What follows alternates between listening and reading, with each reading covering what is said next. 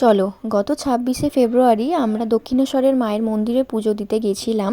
যেহেতু ওরা যাচ্ছে পাড়া থেকে মানালি ট্রিপে, তো যে কোনো কিছু বড় কাজের আগেই ওরা প্রত্যেকবারই দক্ষিণেশ্বরের মাকে পুজো দিয়ে আসে। আমার জন্য তো ফার্স্ট টাইম ছিল মেট্রো করে যাওয়া, এক্সপিরিয়েন্স তো দারুণ।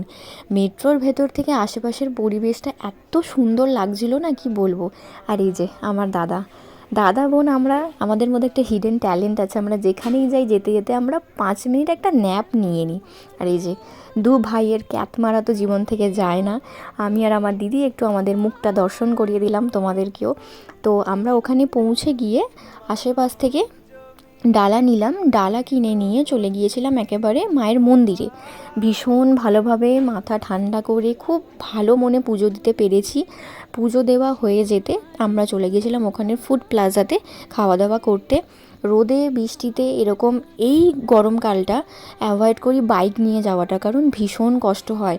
তারপরে খাওয়া দাওয়া কমপ্লিট করে মন্দিরের আশপাশ থেকেই আমরা কিছু বাড়ির জন্য কেনাকাটা করলাম, আবার টিকিট কাউন্টারে চলে এলাম। ভিডিওর মধ্যে তোমাদের যদি কিছু ভালো লেগে থাকে like, comment, share and subscribe করে দিও অবশ্যই। দেখা হচ্ছে অন্য কোনো ব্লগে।